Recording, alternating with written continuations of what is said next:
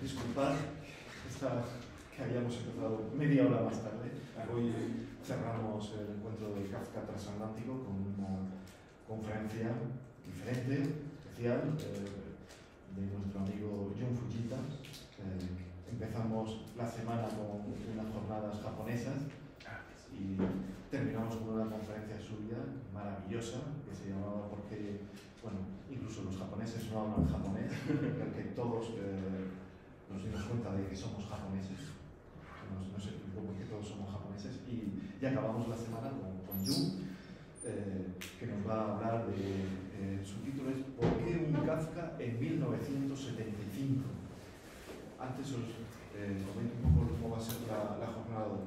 Primero la conferencia de Jun para cerrar el Kafka transatlántico, luego la comentamos durante un rato, hacemos un pequeño descanso, nos tomamos un café, volvemos y entonces Elizabeth va a presentar la página web de la Red Euroamericana de Estética Contemporánea y podemos hablar sobre otras cuestiones futuras actividades.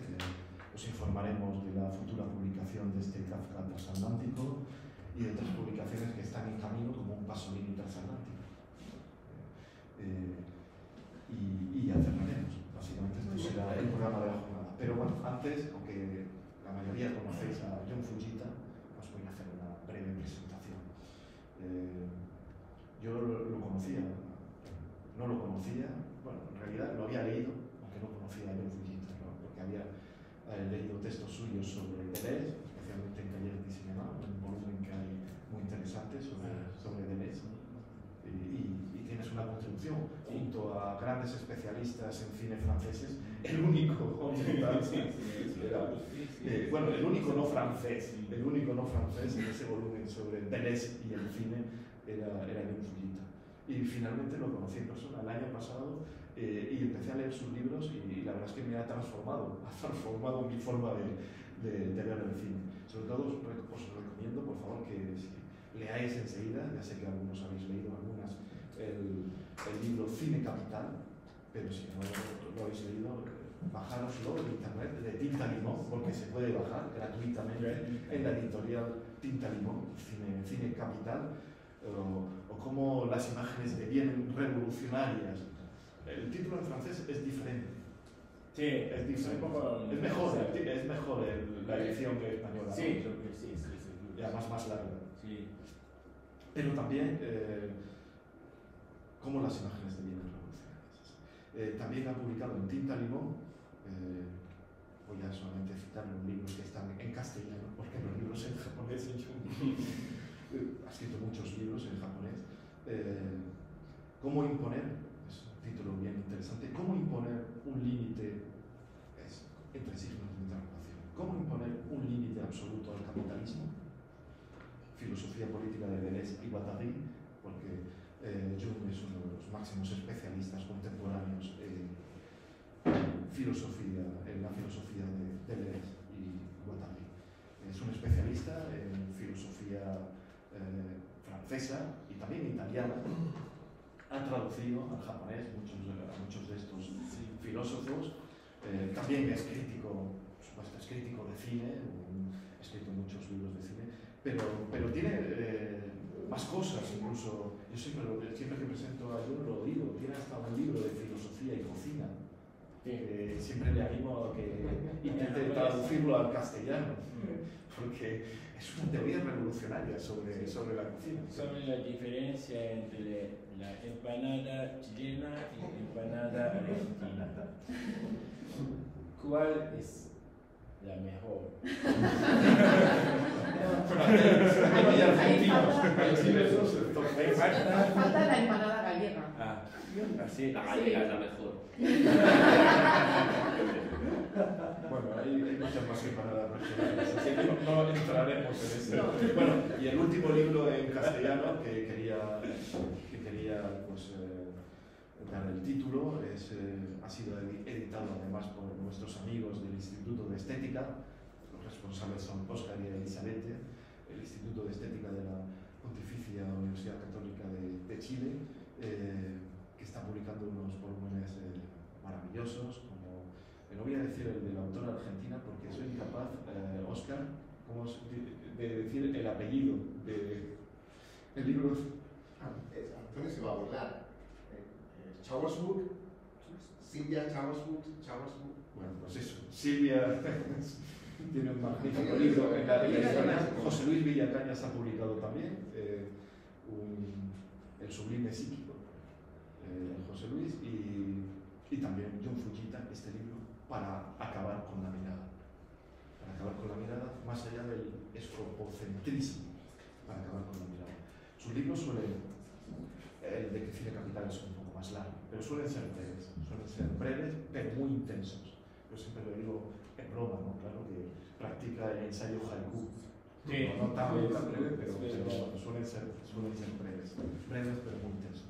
Bueno, estamos muy contentos de que estés con nosotros, que hayas hecho el gran esfuerzo, porque la semana pasada estaba en Japón, ha venido desde Japón a Madrid, y bueno, pues siempre es un gran placer contar contigo y contar con tu generosidad. Adelante. Sí, muchas gracias por estar acá hoy para escucharme sobre Kafka.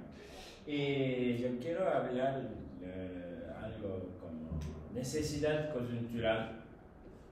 Quiere decir que cuando hacemos algo, ¿por qué? ¿Para qué? ¿No? Yo creo que hay siempre necesidad que viene de la coyuntura. Cuando trabajas sobre un autor, cuando trabajas, cuando propones, por ejemplo, una idea, etcétera, siempre tú tienes, yo creo que tienes siempre una necesidad coyuntural. Y hoy sí tenemos que hablar de Kafka. Yo estoy seguro que tenemos una necesidad coyuntural. Es decir, que hoy sí tenemos que hablar de una literatura, de la literatura de un judío, autor judío de principios del siglo XX. Hoy estoy seguro que tenemos una necesidad coyuntural. Y Gilles Deleuze y Félix Guattari escribieron un libro que se llama Kafka por una literatura menor en 1975, y yo creo que tenía una necesidad coyuntural.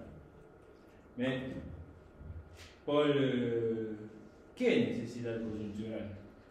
Crearon Deleuze y Guattari el concepto de literatura menor a partir de la obra de Kafka, entonces a mediados de los años 70. Esta es un poco la primera cuestión que quiero abordar, pero precisamente porque nosotros tenemos nuestra propia necesidad coyuntural para abordar a esta cuestión. Y también para volver a leer este libro de Félix Guattari, conectándolo con su coyuntura, con su necesidad coyuntural. Entonces, este libro fue publicado en 1965 y yo creo que la necesidad coyuntural para Deleuze y Guattari era doble. Por un lado, crearon el concepto de literatura menor por responder a la nueva coyuntura mundial que apareció con la primera crisis del petróleo. Y, por otro lado, crearon este concepto a partir de la obra de Kafka, es decir, de un autor judío de principios del siglo XX, porque la crisis del petróleo fue una especie de conversión de la guerra Yom Kippur en una guerra mundial. Esto es un poco mi hipótesis. Entonces, en 6 de octubre de 73, la coalición militar árabe, liderada por Egipto y Siria, lanzó un ataque sobre las posiciones israelíes en la península del Sinaí y los altos de Golán. Así comenzó la guerra de Yom Kippur. La península del Sinaí y los altos de Golán, junto con la franja de Gaza y Cisjordania, estaban ocupados por Israel desde la guerra de los 6 días de 67. Y Estados Unidos y la Unión Soviética apoyaron respectivamente a Israel y a la coalición árabe con suministros de armas. En este sentido, la guerra de Yom Kippur no estaba fuera del marco de la confrontación geopolítica entre el oeste y el este. Pero de esta misma guerra surgió un nuevo eje de confrontación. Es el eje norte-sur. Aquí está la novedad absoluta de la guerra de Yom Kippur. Todo esto en 2 años antes de la publicación de este libro. Y los países árabes exportadores del petróleo rompieron las negociaciones con las multinacionales petroleras de países desarrollados, conocidas entonces como las 7 hermanas, ¿no? Big Oil o Super Majors. Y los países árabes también subieron unilateralmente los precios del crudo. Recortaron la producción e impusieron un embargo total a Estados Unidos y a los demás países que apoyaban a Israel. Así, los países petroleros del tercer mundo convirtieron la guerra de Yom Kippur en una guerra mundial, provocando una crisis económica generalizada, sobre todo en los países desarrollados, que eran mayores consumidores del petróleo. El tercer mundo se manifestó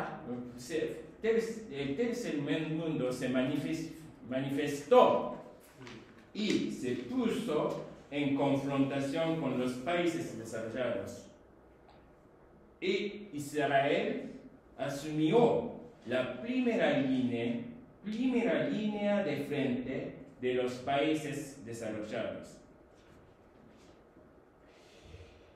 Y la crisis del petróleo no solo señaló la emergencia del sur como contrapoder al norte hegemónico, sino que también evidenció una especie de hecho de que la vida privilegiada en un país del norte solo se puede conseguir dominando y explotando a las poblaciones del sur.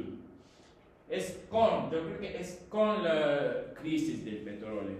Todos los habitantes de los países del norte se dieron cuenta de esta realidad. En términos más general, podríamos decir que la división entre mayoría y minoría apareció como nuevo eje de lucha.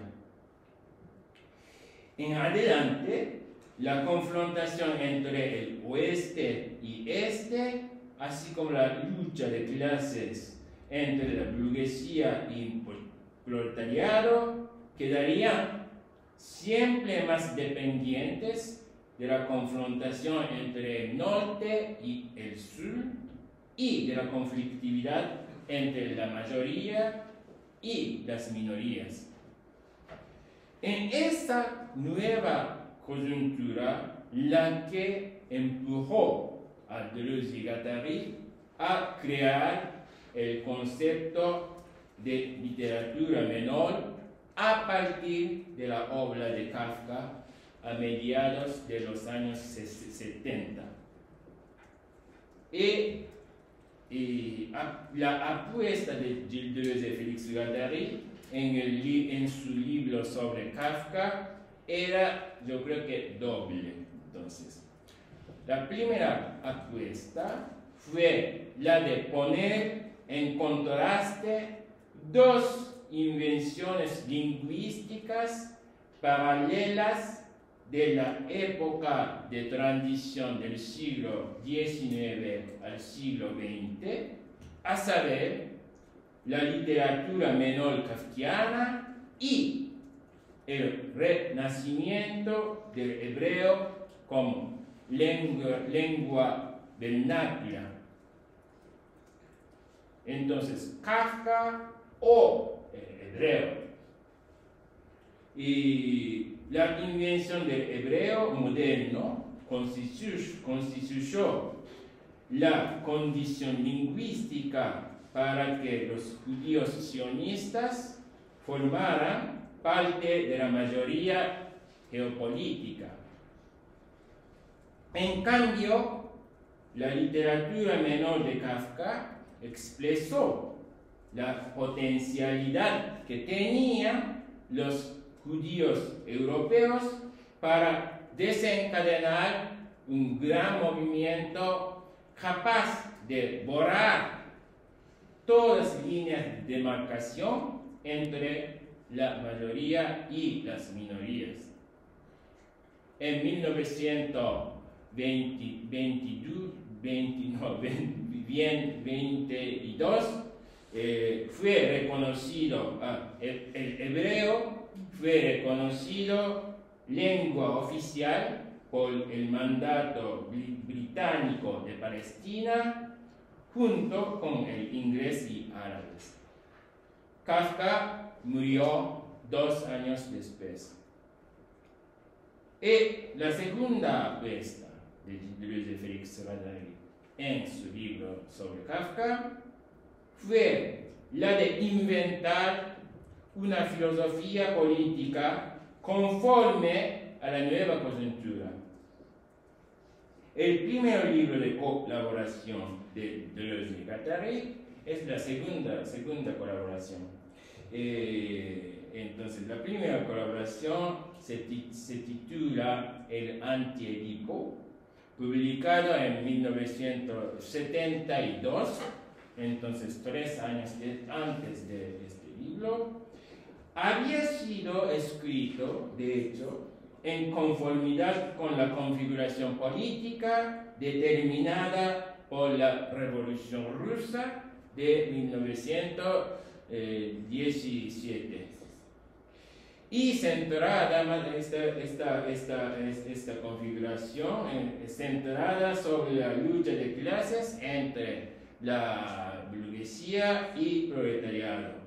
Es verdad que en la conversación no sé, cotidiana, se hablan siempre del Antiedipo como un libro de 68, pero no, Porque cuando tienen 500 páginas, algo así, 500 páginas, pero ahora tenemos todas estas cosas en PDF.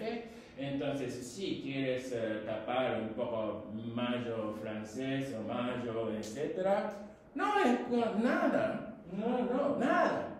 Pero en lugar de mayo francés, octubre ruso es el tema en Antiedipo. Podemos decir que Antiedipo es verdad que es un libro de ¿cómo se dice? Esquizoanálisis, pero esquizoanálisis sobre el octubre ruso, no el mayo francés.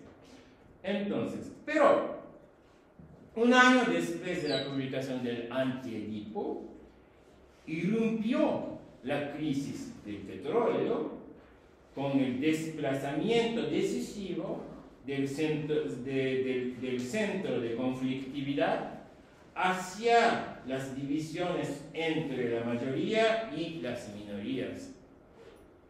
Esto llevó a Deleuze y Guattari a renovar su propia filosofía política.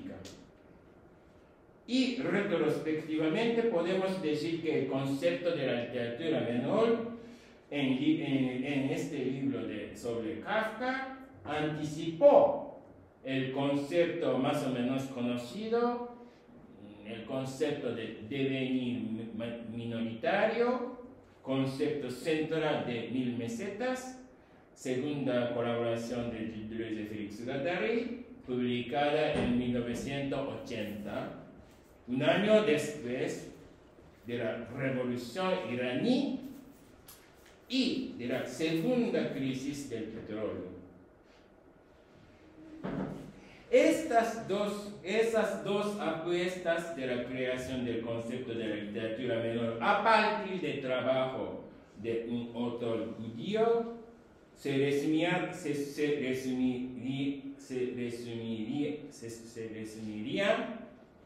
en 1000 mesetas, entonces, en una frase, dos apuntos, en una frase, incluso los judíos tienen que devenir judíos. Por supuesto, no basta con un Estado. En 1980.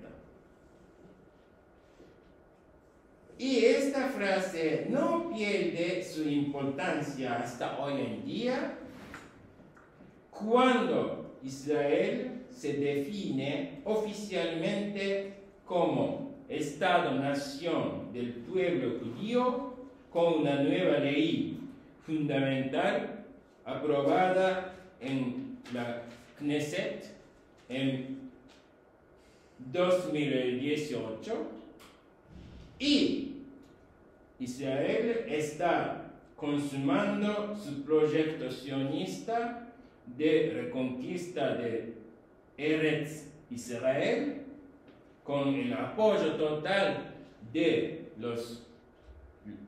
todos los países desarrollados. Yo quiero añadir una cosa muy extraña, es que un año después de esta nueva ley fundamental, Israel estatalizó a Kafka, recuperando sus manuscritos en la Biblioteca Nacional, ¿no? Es interesante como fenómeno. Pero, en todo caso, Gilles Deleuze y Félix Guattari tenía su necesidad coyuntural para leer a Kafka y nosotros tenemos nuestra propia necesidad coyuntural para leer a Gilles Deleuze y Félix Guattari sobre Kafka y lo mismo con el propio Kafka. Kafka escribió en alemán e inventó, según Gilles Deleuze y Félix Guattari, un nuevo pueblo judío potencial por medio de un uso singular del idioma alemán. Kafka tenía una necesidad coyuntural para hacerlo. ¿Cuál fue la necesidad coyuntural que llevó a Kafka a escribir en alemán para inventar un nuevo pueblo judío en la literatura? De hecho, yo puedo detenerme aquí. Yo tengo la segunda parte, pero la segunda parte es una cosa bastante complicada. ¿Quieres? Yo tengo un tiempo. Sí, claro, claro. No es muy. No. ¿Sí? Por favor. Sí, bueno. Entonces, pero ya estoy. Queremos escuchar todo. Sí, bueno. Entonces, Gilles Deleuze, voy a hablar de eso. Gilles Deleuze y Félix Guattari crearon el concepto de literatura menor al identificar en la literatura de Kafka lo que el propio Kafka había observado en la literatura en yiddish desarrolladas por los autores judíos bajo los imperios ruso y alemán desde mediados del siglo XIX. Gilles Deleuze y Félix Guattari definen la literatura menor kafkiana por tres rasgos distintivos, que son, primero, la deterritorialización de la lengua; segundo, la articulación inmediata del asunto individual con la política; tercero, el agenciamiento colectivo de enunciación. Pero, de hecho, todos esos elementos, tres elementos, son los que Kafka ya identificó en la literatura en yiddish de autores judíos orientales. Y el propio Kafka asimilaba la literatura en alemán de los autores judíos occidentales, incluso él mismo, con la literatura en yiddish. Kafka trataba la literatura en yiddish desde dos puntos de vista distintos.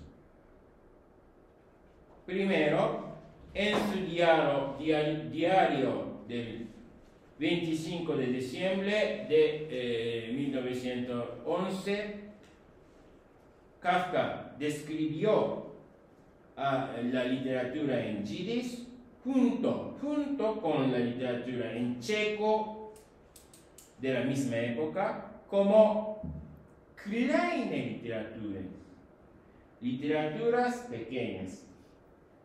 En cambio, en febrero del año siguiente,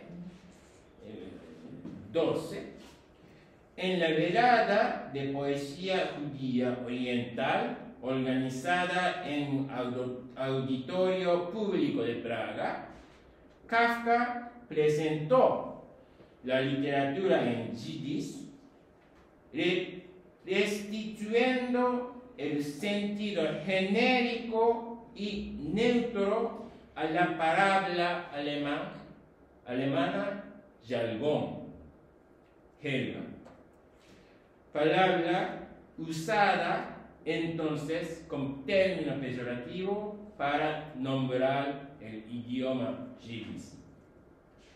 Y tercero, y 10 años después, en una carta dirigida a Max Brod, Kafka analizó la literatura judía de idioma alemán en términos de Mauscheln, es un término intraducible, pero más o menos podemos considerarlo como sinónimo de jargón Manchel.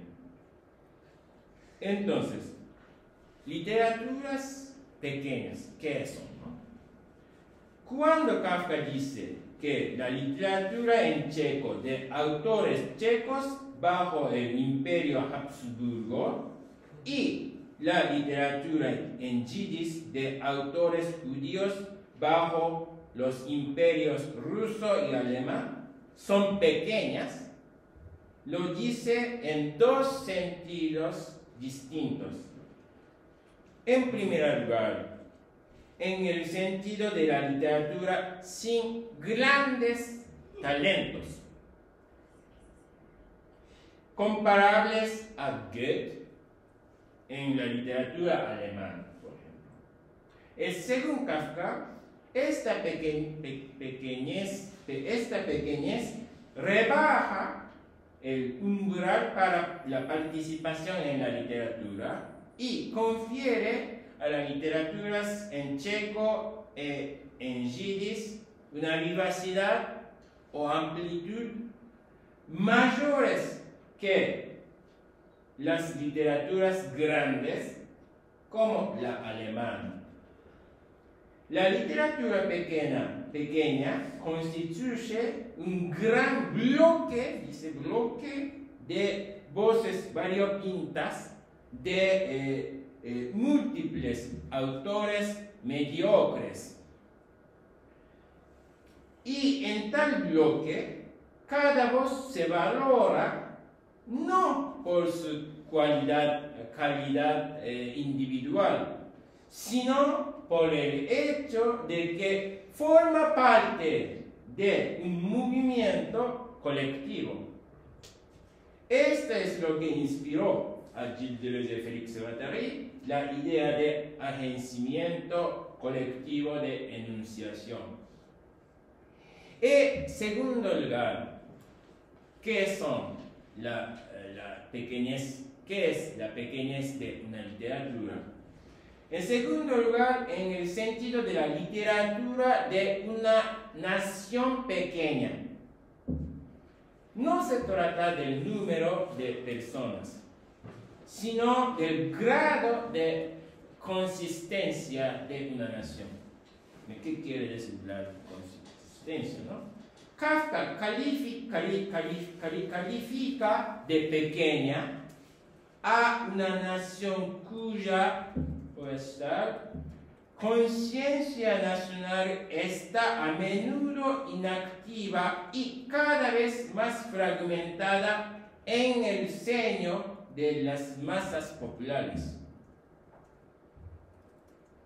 Entonces, de efecto, la literatura en checo formó parte del movimiento político-cultural llamado entonces Renacimiento Nacional Checo, llevado a cabo por los intelectuales y burgueses checos con la toma de conciencia de que no existía un pueblo checo en Bohemia bajo el Imperio Habsburgo. Lo mismo puede decirse de la literatura en yiddish. Los escritores judíos orientales trabajaban con la toma de conciencia de la pequeñez de la nación judía. Y Kafka compara la literatura de una nación pequeña con la literatura de una nación grande y destaca un punto. En la literatura de una nación grande, es decir, de una nación en la que las más populares comparten la conciencia nacional unificadora y forman un pueblo unido, la vida de cada individuo se considera dividida en lo individual y lo político, o sea, en lo privado y lo público. Mientras que en la literatura de una nación pequeña, el acto de relatar asuntos individuales, como por ejemplo los de la familia o de la pareja, tiene inmediatamente un matiz político. ¿Qué quiere decir? En la literatura de una nación pequeña, la política reside en el propio acto de presentar como insoportable la situación en la que solo pueden relatarse asuntos individuales a falta de un pueblo como instancia política separada. Y esta articulación del asunto individual con la política, Deleuze y Guattari la retoma como un segundo componente de su concepto de literatura menor. Y para Kafka, la literatura en yiddish de autores judíos orientales no es solo una literatura pequeña, sino también la literatura de una lengua helgana. Como hemos señalado, la palabra alemana jargón es un término peyorativo que los germanohablantes usaban para nombrar el idioma yiddish. Pero Kafka la retoma como un nombre genérico y le restituye su sentido neutro. El yiddish según Kafka, una jerga es una lengua. Entonces, Kafka tiene restituye el sentido genérico, ¿no? Entonces, según Kafka, una jerga es una lengua que carece de gramática, que esquiva todos los intentos de estandarización, que solo se compone de palabras extranjeras, que no cesa de incorporar nuevas palabras en función de migraciones de la población, y que sigue conservando la velocidad y vivacidad con las que se ha apropiado de esas palabras, de tal suerte que ellas, las palabras, se escapen siempre de todos tipos de fijación, ya sea ortográfica, semántica, sintáctica o fonética. Para Kafka, el idioma yiddish es una jerga así definida. Y Kafka señala que el proceso de formación del idioma yiddish empezó como una fuga producida en el curso de la transformación del alto alemán medio en nuevo alto alemán. Es decir, problematiza en particular Kafka el miedo que sienten los hablantes del nuevo alto alemán, es decir, los germanohablantes contemporáneos, cuando se encuentran con el idioma yiddish. Según Kafka, los germanohablantes no cogen tanto miedo a la existencia de un monstruo gemelo de su idioma, sino más bien a la inescapable desestabilización de su propio idioma en contacto con ese monstruo. El yiddish, como una jerga derivada del alemán medieval, puede poner a la deriva el alemán moderno en sí mismo. A esta deriva de la lengua, Gilles Deleuze y Félix Guattari la llama desterritorialización de la lengua y la pone como la más importante componente de su concepto de literatura menor.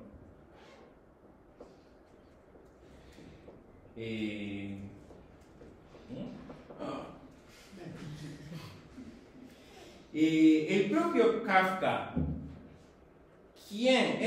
de hecho, el propio Kafka, quien identifica en la literatura en alemán de los autores judíos occidentales, incluso entonces él mismo, todos los tres rasgos distintivos de la literatura en yiddish de autores judíos orientales. Y lo hace principalmente en una carta dirigida a Max Brod, escrita en 1921, 3 años después de la caída del Imperio Habsburgo y la creación de la República de Checoslovaquia. Primero, la deriva o desterritorialización de la lengua se identifica en el hecho de que la literatura en alemán de autores judíos consistió en Mausstellung. En el uso común de la época, la palabra Mausstellung era un término despectivo para nombrar el hecho de hablar yiddish, o sea, de hablar jerga. Pero Kafka dice que Kafka entiende la palabra Mausstellung en su sentido lato y que se refiere al acto de robar una propiedad ajena con un agarra relativamente fugaz. Dice así. Es decir, la usurpación pasajera de una propiedad de otro. Es para Kafka la definición de Mausstellung. ¿Cuál fue esa propiedad? Fue el Papierdeutsch, alemán de papel. Dice Kafka. Por alemán de papel, Kafka entiende el alemán en cuanto lengua estatal y de clase dominante, alemán en cuanto lengua franca, ajena a la vida real, dice vida real, Kafka, de las masas populares. Los autores judíos se apoderaron de esa lengua de poder y la pusieron a la deriva.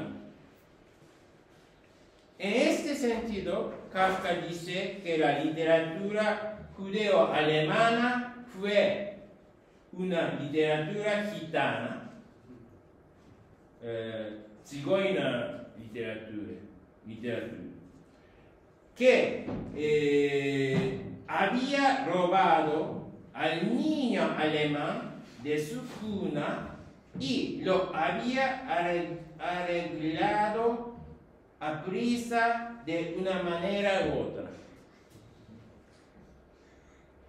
La literatura en yiddish y la literatura judeo-alemana fueron ambas entonces literaturas hegelianas, pero de maneras diferentes. La literatura en yiddish fue la literatura escrita en una jerga ya existente como lengua de masas, mientras que la literatura judeo-alemana fue la literatura que inventó una nueva jerga dentro de una lengua de poder. Bueno, entonces, segundo punto, en la misma carta a Brod, Kafka señala que fue una desesperación la que impulsó a los judíos occidentales de su generación a la literatura y a Mauschel. Kafka dice que la desesperación de los jóvenes judíos provenía de un complejo paterno, pero que ese complejo paterno no concernía al padre inocente tal como expuesto en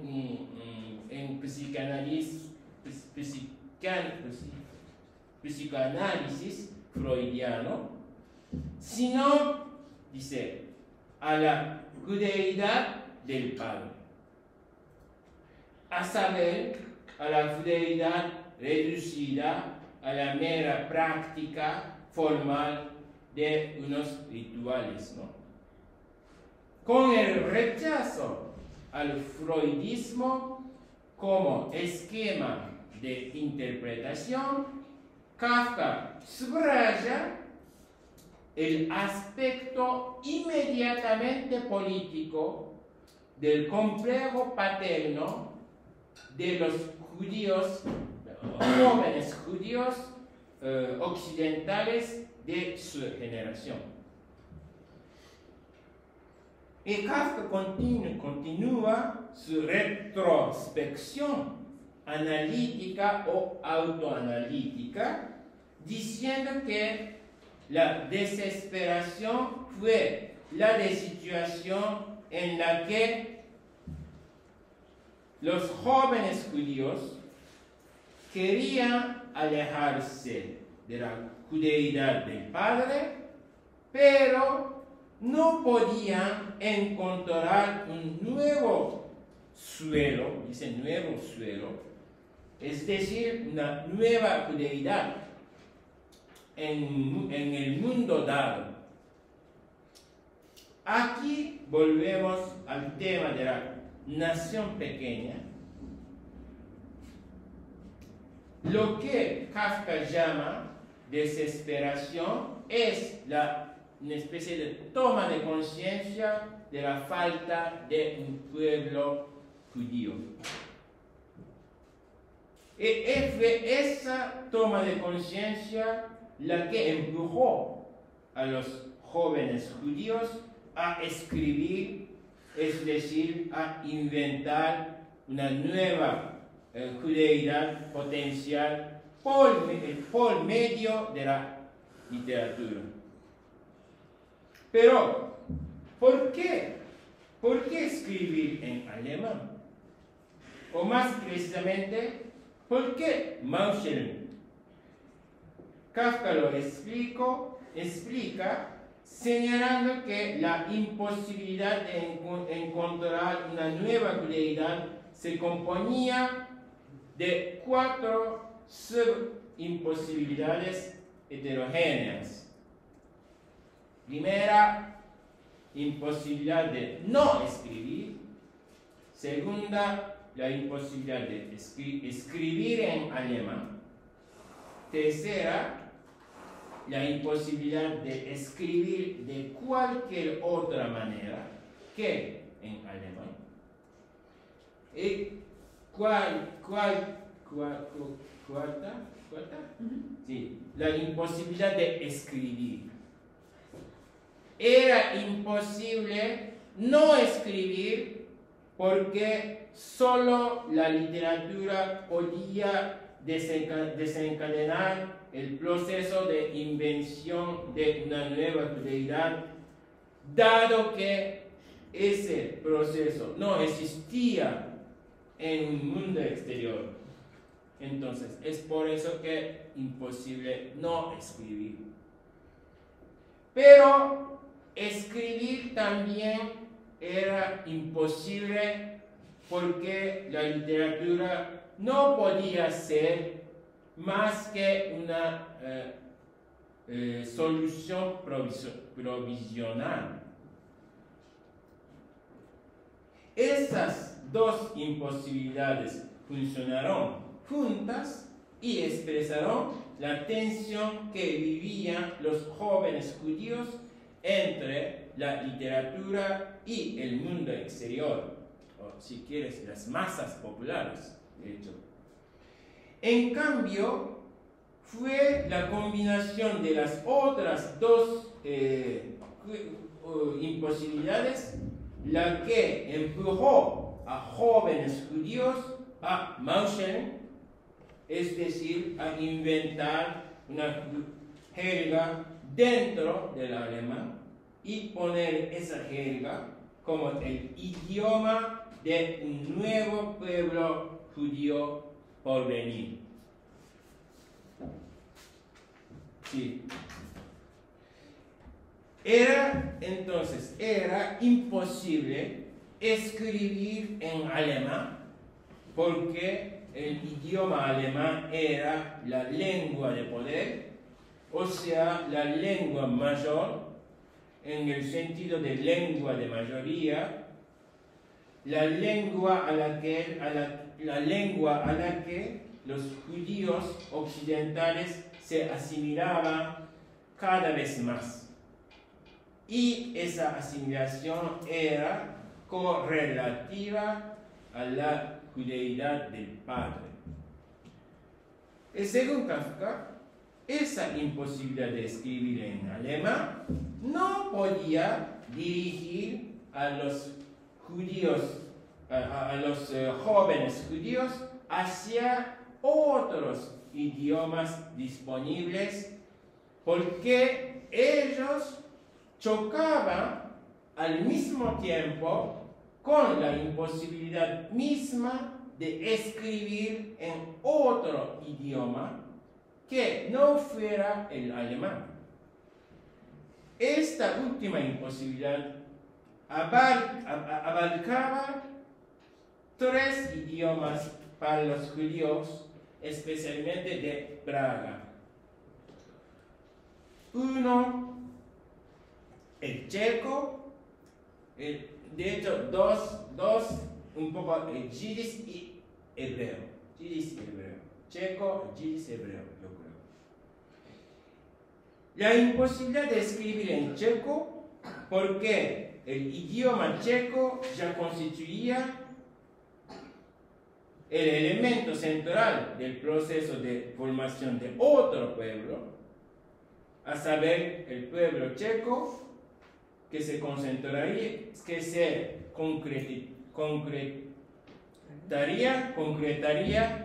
gracias, con la creación de la República de Checoslovaquia en 1918, bajo el liderazgo de Masaryk, ¿no? La fuerza singular de los jóvenes judíos o plaguenses, pero en general occidentales, al menos tales como los describe Kafka, residía en el hecho de que ellos no se limitaron a asumir la imposibilidad de escribir en checo, sino que se crearon la misma imposibilidad incluso con respecto al yiddish y hebreo. Es interesantísimo, ¿no? Desde finales del siglo XIX, el yiddish y hebreo se disputaban el puesto de idioma nacional judío en el marco de los movimientos por la autodeterminación nacional judía, ya fueran sionistas o no.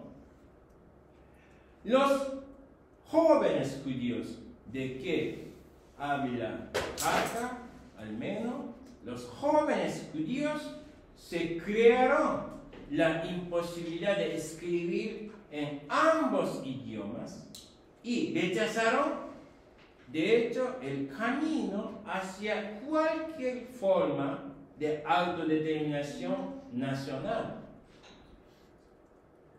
Yo creo que los jóvenes judíos observaban de cerca los movimientos nacionales de otras minorías europeas, sobre todo bajo el Imperio Habsburgo. Fueron esos movimientos nacionalistas los que llevaron a los jóvenes judíos a darse cuenta de la imposibilidad de tomar el mismo camino. Esos movimientos nacionalistas mostraron con sus antisemitismos y otras tendencias discriminatorias endogéneas el hecho de que ninguna minoría puede constituirse en un nuevo subconjunto de la mayoría sin crear nuevas minorías. Fue la combinación de la imposibilidad de escribir en alemán y de la imposibilidad de escribir en yiddish y hebreo la que forzó a los jóvenes judíos a Mauscheln, a inventar una lengua hegel dentro del idioma alemán. Es la combinación finalmente de la imposibilidad de asimilarse a un subconjunto ya existente de la mayoría y de la imposibilidad de constituirse en un subconjunto, en un nuevo subconjunto de la mayoría. Esta combinación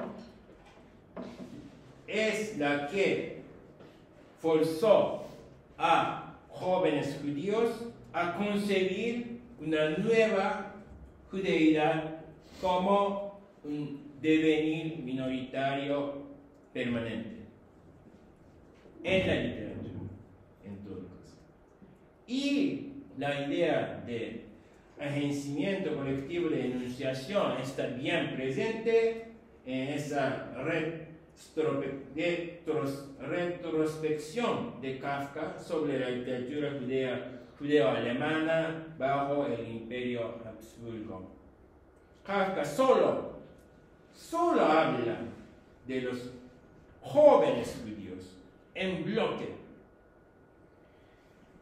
En la carta a Max Brod, Kafka habla de Karl Kraus, pero no habla de él como un talento particular, sino como una figura paradigmática de todos los jóvenes judíos occidentales, incluso el propio Kafka. Así, Kafka presenta la literatura judeo-alemana como una literatura en la que cada autor no se valora no se valora por su calidad individual, sino solo por su participación a la invención colectiva de una nueva lengua legal como el lengua de un nuevo pueblo judío por venir. Yo creo que sí.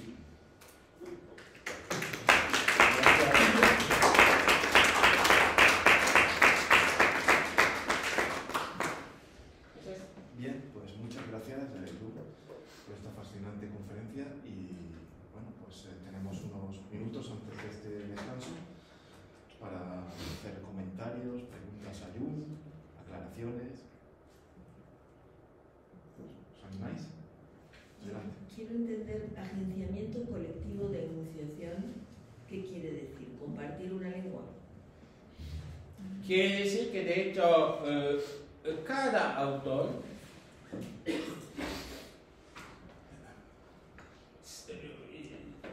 voy a repetir lo que dije. Cada autor se valora solo por su participación al proceso colectivo de invención de una lengua, una nueva lengua. Entonces no tiene ningún valor individual como un talento particular. Sí, estilo, ahí no. Estilo, sí se puede hablar del estilo, es un estilo colectivo. Invención de una jerga, es invención de un estilo colectivo que será directamente el idioma de un pueblo por venir. Esta es un poco la idea. Bien, sí, cierto que cada uno tiene su talento, pero esto no es muy importante. ¿Se puede? Antonio. Bueno, lo primero, muchísimas gracias. Ha sido una conferencia espectacular. Tengo la impresión de que nos has dado dos actos de los tres actos que creo que tiene la conferencia. Lo digo porque empezabas mencionando por qué un Kafka en 1975, luego haces el viaje a 1910, 1920, digamos, y la pregunta aquí de fondo es por qué todavía hoy, en 2024, hacemos lo que ya se hizo en 1975, volver a Kafka de alguna manera. O sea, tengo la impresión de que todavía quedaría como, no sé cómo decirlo, ¿cuál es la pertinencia hoy en 2024 de volver a hacer ese ejercicio que se hizo en 1975 y por qué estamos aquí reunidos a tal efecto, ¿no? Y tengo la impresión que lo que puede ser que haya de fondo es que se haya identificado que algunas de las categorías lógicas de ese devenir minoría pueden todavía localizarse hoy en determinados puntos que no tengan que ver estrictamente con lo judío. Cuando pongo un ejemplo, cuando nos referimos a incluso en naciones que históricamente han sido consideradas grandes, pero en las que los horizontes de vida colectivos han sido completamente erosionados, puede estar surgiendo o diviniendo algunas minorías que se vuelven minorías permanentes. Pensemos, por ejemplo, cuando nos referimos o cuando se refieren a jerga, a aquello que se habla en Saint-Denis, en París. Solo que en lugar de la literatura como espacio para formar parte de ese horizonte de enunciación relativamente colectivo, está la música. Pensaríamos que están ocurriendo fenómenos similares y que lo que hay detrás del análisis que se hace de Kafka por una literatura menor es en realidad el de unas categorías lógicas que se pueden extrapolar a otros mundos de la vida. ¿Sí o no? Yo creo que sí, pero... sí. Igual me he explicado mal, tampoco...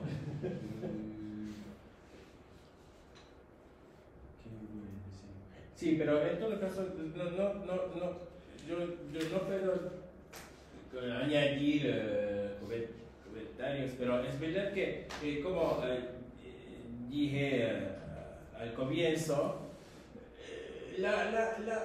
de hecho, a través de eso, mi interés principal es verdad que es la cuestión de la necesidad coyuntural. Desde este punto de vista, sí, es verdad que podemos dividir esta charla en tres partes. Sí, esto sí. Sí. Y después tal vez que tenemos que pensar cómo conectar las tres necesidades coyunturales, ¿no? Pero sí, pero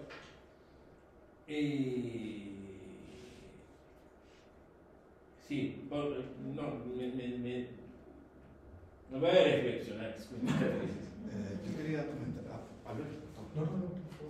bueno, Ahorita.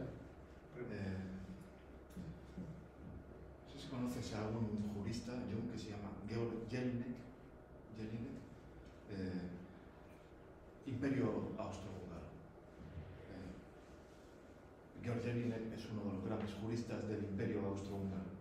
Es un gran teórico del Estado. Escribe un gran tratado que se llama Teoría del Estado.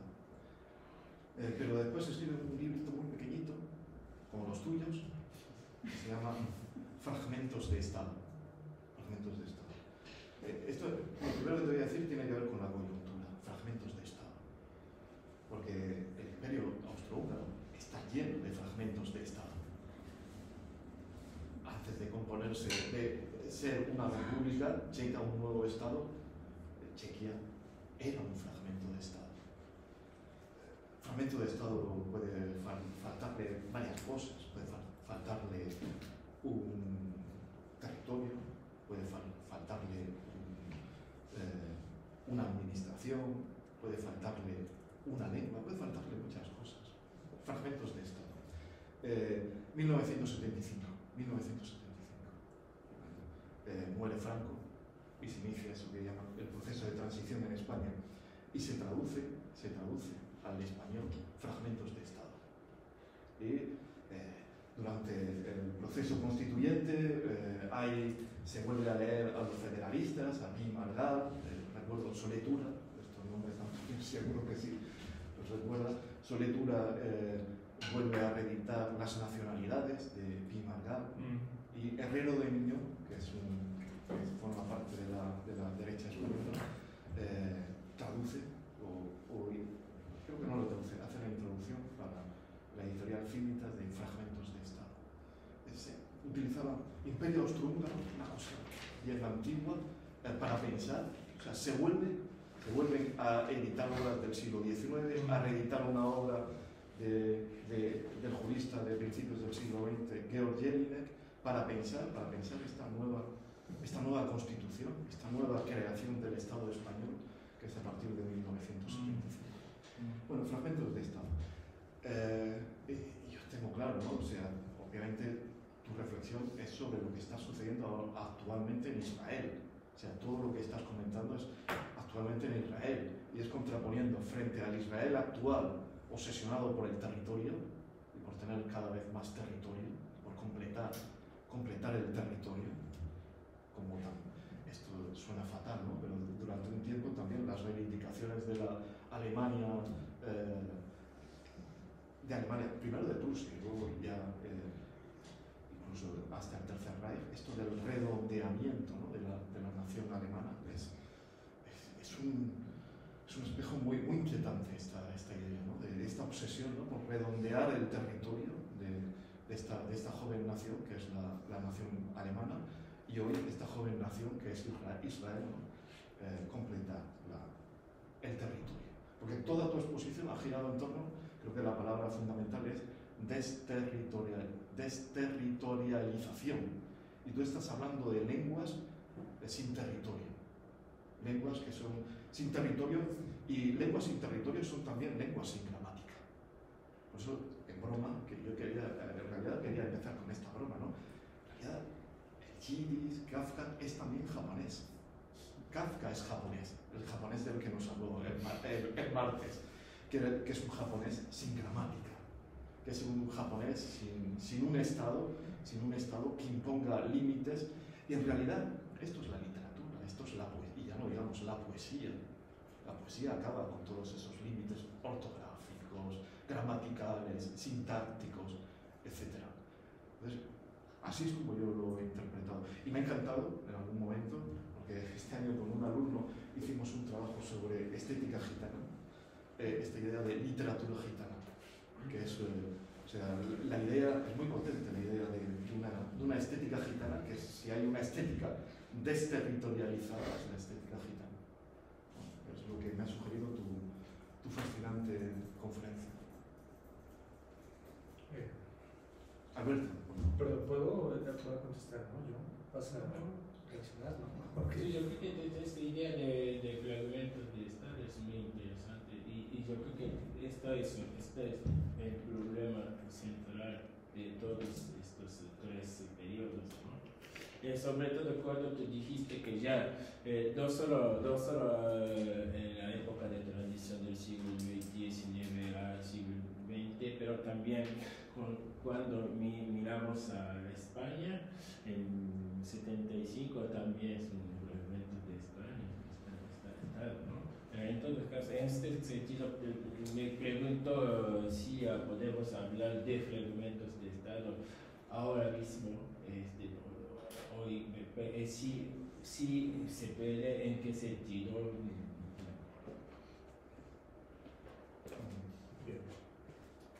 Yo quisiera comentar,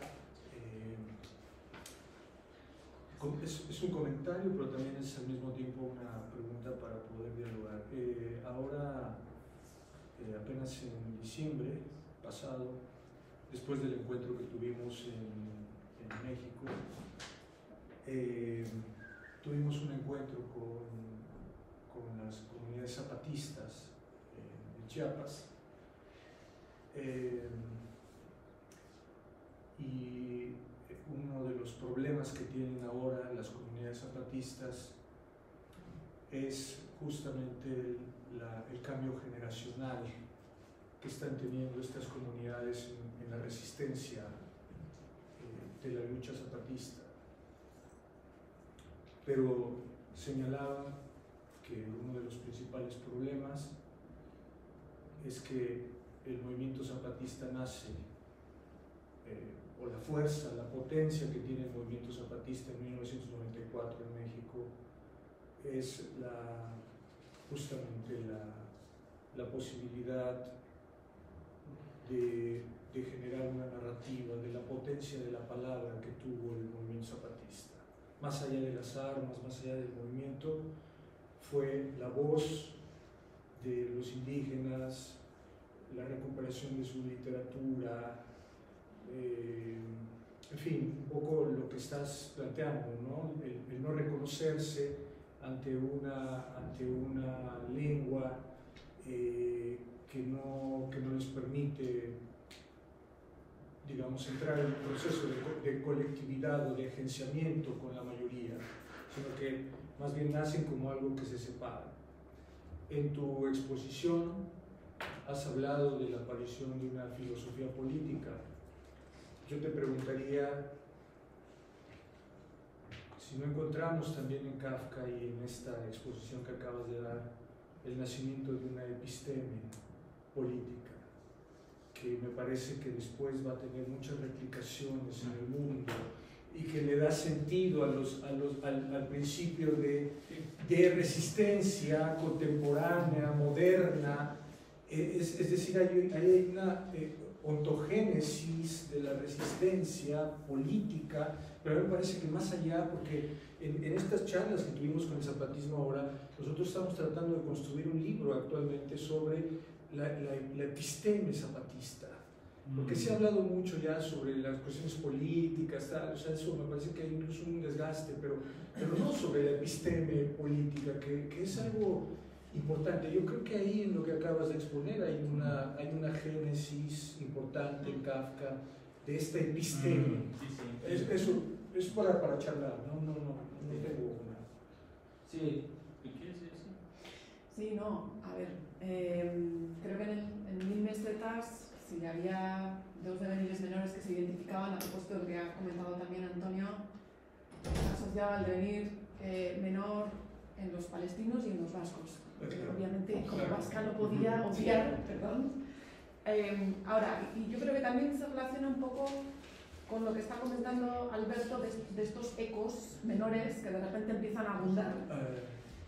Y yo creo que conviene volver justamente por lo complejo que viene a ser, que yo creo que lo que más se echaba en falta de la rapidez o de la inmediatez con la que uno de repente agencia las fuerzas minoritarias es volver a estos tres momentos que son complejos actualmente, de esas minorías que se identificaban incluso en 1000 mesetas, porque se hablaba de la desterritorialización de la lengua, de la articulación entre lo individual con lo político y el agenciamiento colectivo. Y eso, no sé si hoy en día 100% se puede hablar, y esto no lo voy a comentar yo, obviamente, una vez que el zapatismo se ha convertido en una especie de mini-estado dentro de México. Podemos seguir hablando de un devenir menor o no, y lo mismo obviamente con los vascos, sabiendo después de lo que pasó posteriormente,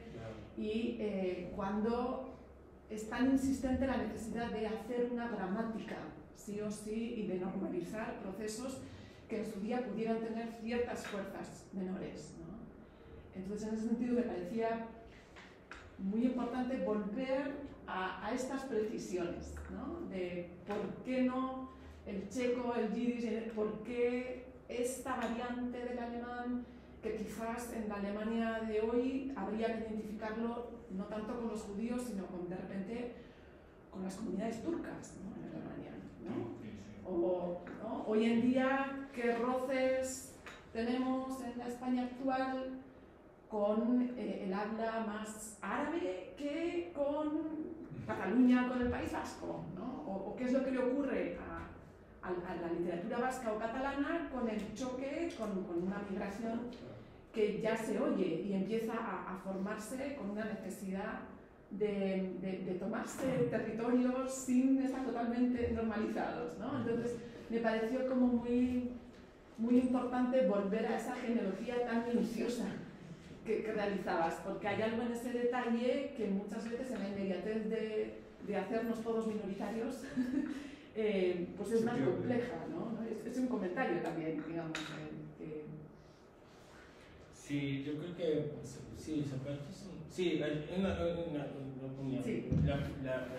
La línea principal del Milton es que tal vez que a partir de Kafka comenzó una especie de un otro siglo XX, ¿no?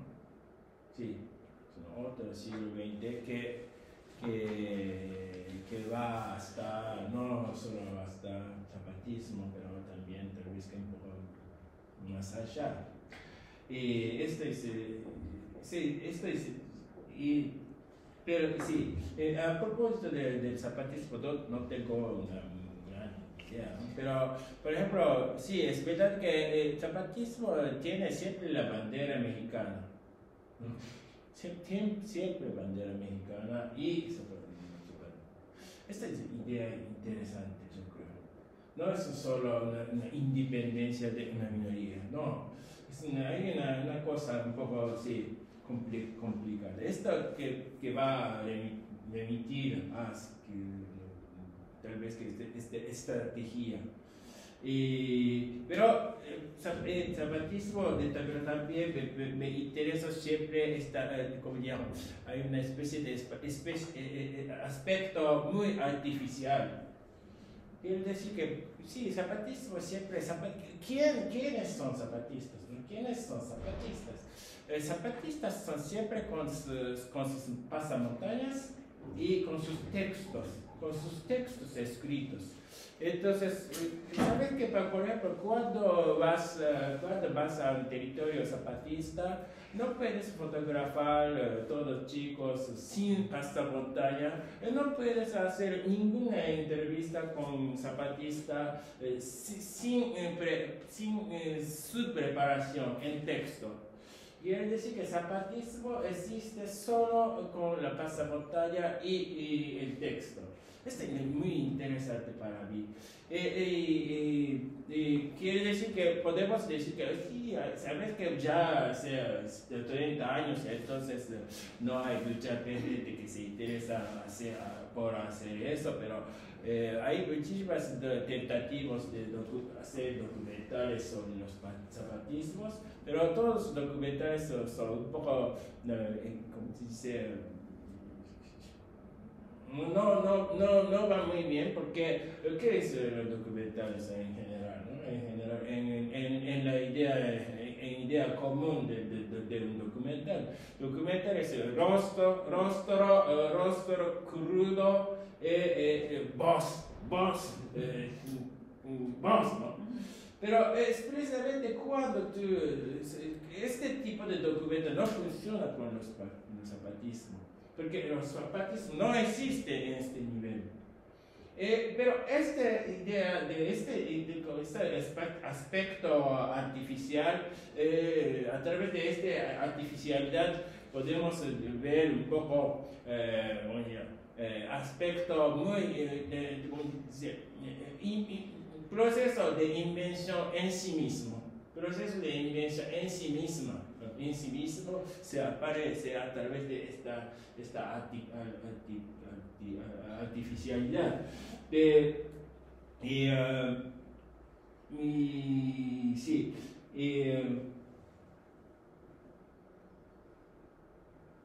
Entonces yo creo que para mí en esta charla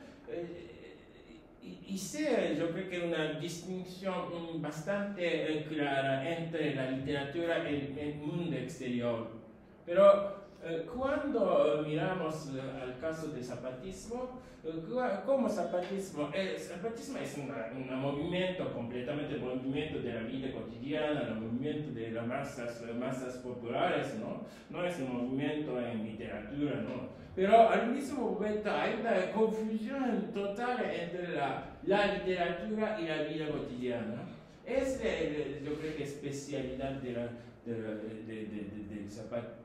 zapatismo, por no sé, tal vez que otro movimiento también.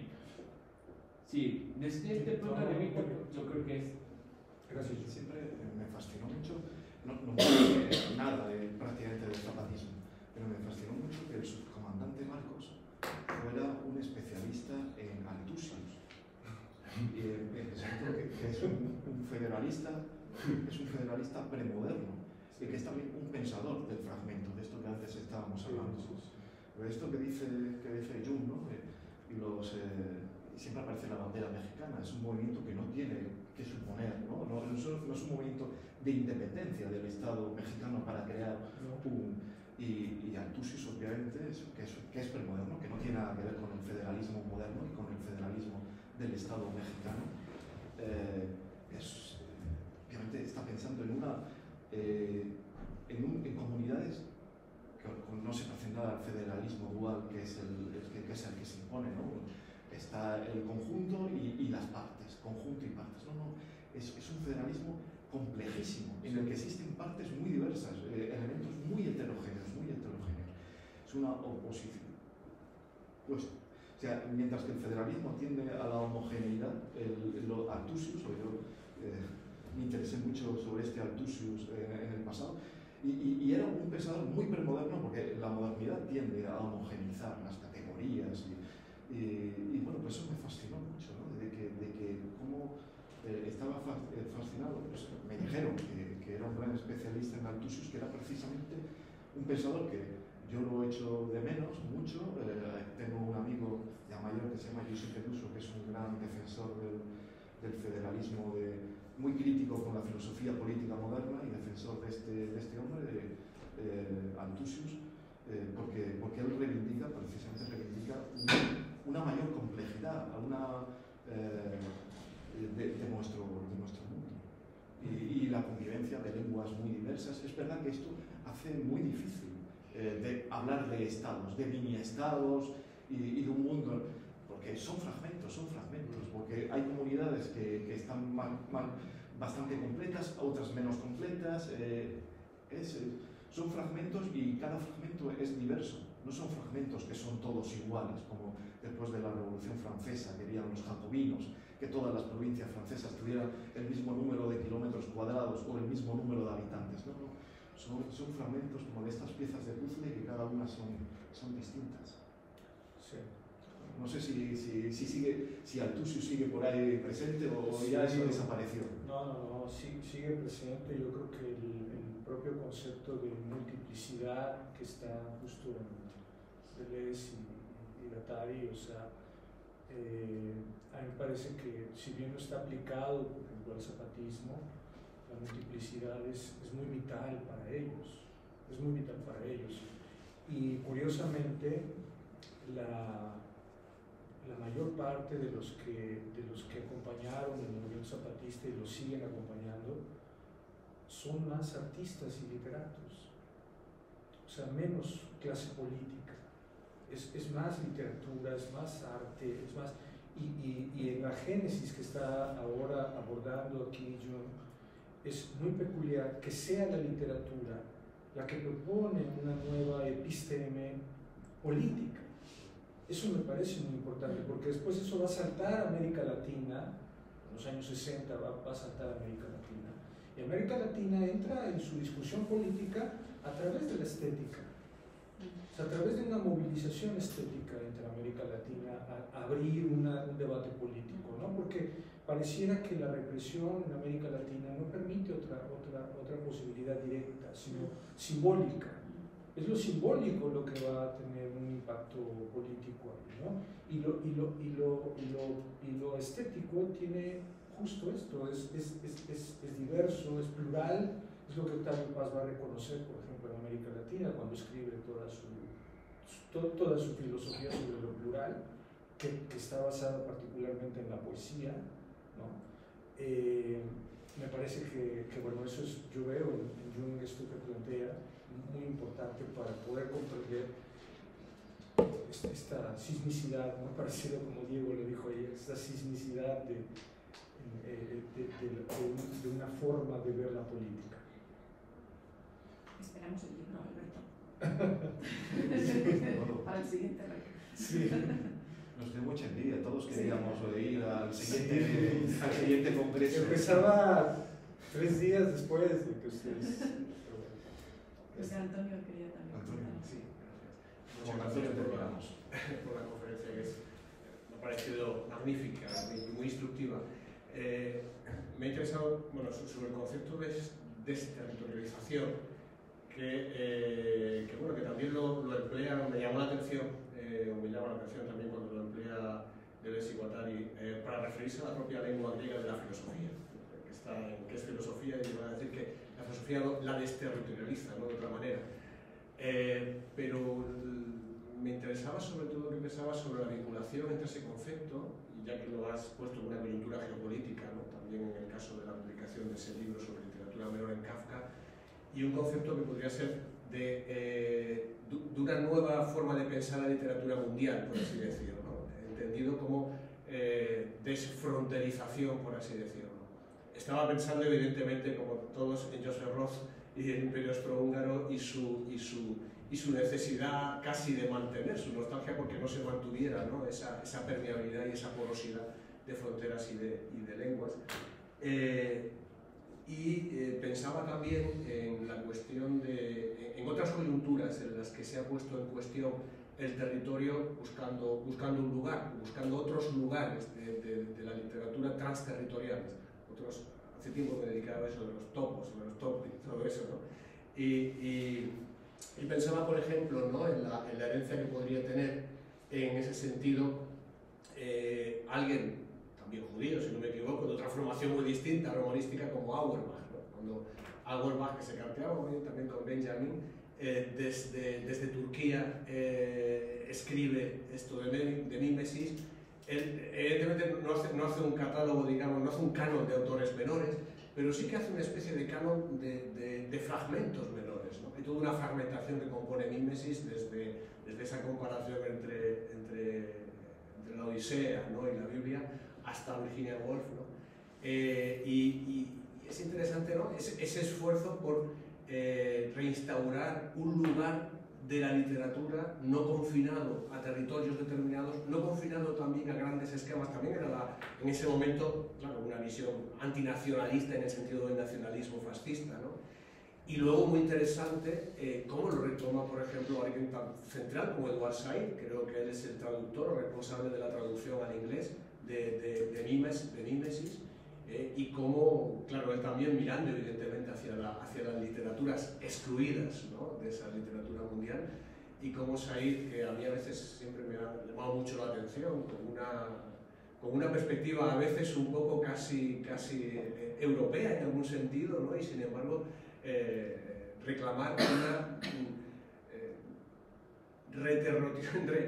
redistribución territorial, ¿no?, o relocalización de la literatura, ¿no?, desde ese punto de vista, ¿no? Entonces, la pregunta, por enunciarlo como una pregunta, ¿no?, si de esa estereotipización que vas hacia una literatura menor se puede pasar también a una forma de pensar una literatura mundial, nada que ver con la de Goethe, nada que ver pero tampoco nada que ver con la globalización en el sentido que podríamos entender ahora. Sí, yo no puedo responder así, pero para mí este concepto de la importancia de este concepto de desterritorialización consiste en su potencia de borrar todas las líneas de demarcación entre la mayoría y las minorías. Esto es, yo personalmente, yo creo que es esto. ¿Y por qué? Porque ¿qué es un movimiento? ¿Qué es una lucha de una minoría?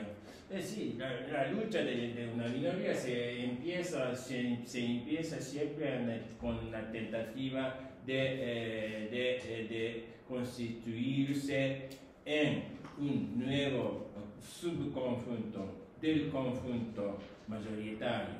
Esto es seguro, sí, incluso, sí, siempre así. Pero, ¿qué quiere decir? ¿Qué tenemos que esperar después de esta constitución de un subconjunto particular del conjunto mayoritario, ¿no? No hay muchas cosas interesantes. De veces muy problemático. Es precisamente lo que estamos después hace mucho tiempo, pero no solo Israel, pero Israel es una cosa muy paradigmática en este sentido. Es precisamente por eso que Gilles Deleuze de Félix Guattari dice que incluso los judíos tienen que devenir judíos.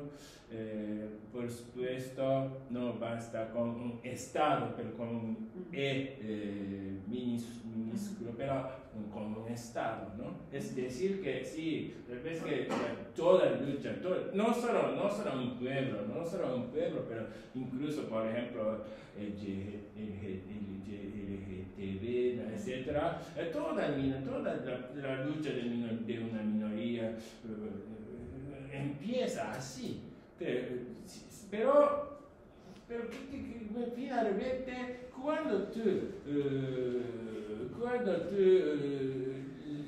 logras aceptar tu subconjunto particular del conjunto mayoritario, esto siempre con la creación de nuevas minoritarias por dominar y exportar. Hay siempre así. Entonces, esto es, tenemos que borrar las líneas de demarcación. Y yo creo que desterritorialización, y sí, tiene muchos sentidos, pero yo personalmente me intereso por este aspecto. Tal vez que en la literatura también tienen una capacidad de hacer eso, ¿no? En todo caso, proponer la idea. Pues muchas gracias, Jung, y vamos, nos tomamos un rápido café de 15-20 minutos y volvemos. Muchísimas gracias. No, Adiós.